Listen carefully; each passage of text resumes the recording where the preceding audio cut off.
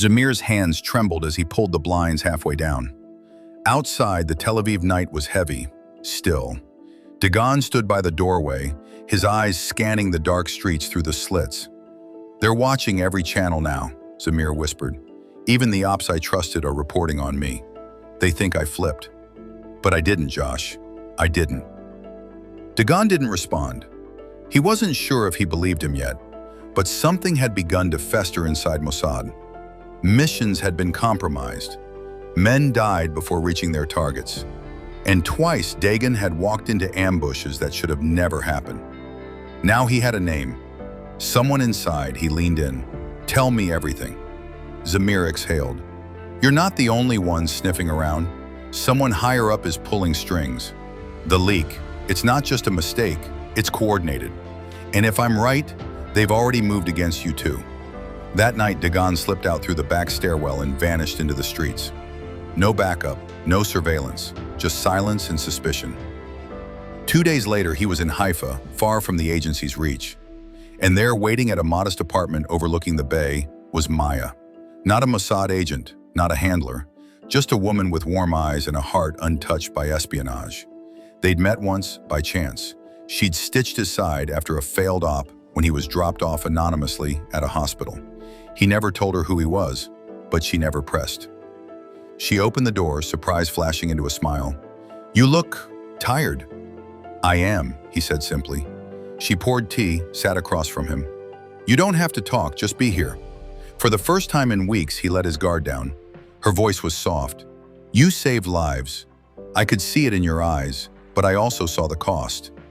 He looked at her, studied her. "You're not afraid of me?" "I'm afraid for you," she replied. By the time dawn crept over the Mediterranean, Dagon was already slipping away again. She didn't ask questions. She only said one thing: "Come back to me alive." He kissed her forehead. "I will." Back in Tel Aviv, Dagon returned to his safe house to find it swept clean. No signs of forced entry, no electronics left behind. Just a single note typed in all caps. "You're being watched. Stop digging." The mole knew, and now Josh Dagon was the hunted. Tehran, Islamic Republic of Iran, 72 hours later. Dagon moved like a shadow through the back alleys of South Tehran. Disguised as a Turkish businessman, he wore a brown kurta, thick-rimmed glasses, and carried forged credentials from a pro-Palestinian NGO. The intelligence had been confirmed from 2 independent assets.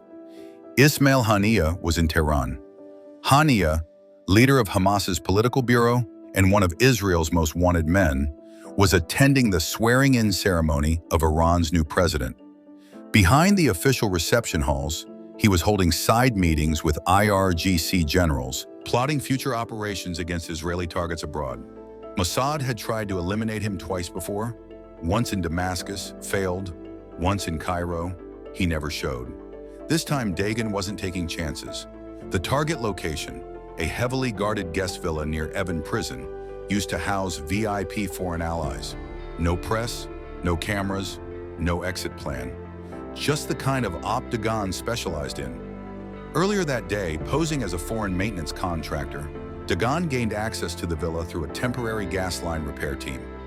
In under 7 minutes, he bypassed the security feed, entered the master bedroom, and placed a pressure-sensitive explosive device under the mattress, a custom microcharge, undetectable to sweeps and armed only once the bed bore weight.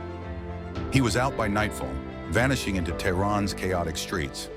At 2:44 a.m., as Haniyeh settled into bed, the device activated. The explosion ripped through the suite with surgical precision, collapsing half the upper floor and instantly killing him and 2 guards nearby. Iranian state media blamed a gas explosion, but the IRGC's top brass knew better. Back at Mossad HQ, Tel Aviv, in a restricted ops room, Director Yael Cohen stared at the screen tracking Dagon's beacon. Only 3 people had clearance to view his route. Then she noticed something. A duplicate signal, same ID code, had been activated an hour earlier. In calm, she froze. No one's supposed to have that transmitter. Who the hell is running a second Josh Dagon feed? No one answered. That's when she realized someone inside was rerouting Dagon's telemetry. Someone wanted him in the open, exposed and dead. Haifa, Israel Maya received a burner text just as the sun broke over the Mediterranean. Job done. They're on to me. Stay away from the city. Jay. She stared at the message, fear twisting her gut. The man she cared for was alone. Again. She looked toward the sea, whispering, "Please come back to me."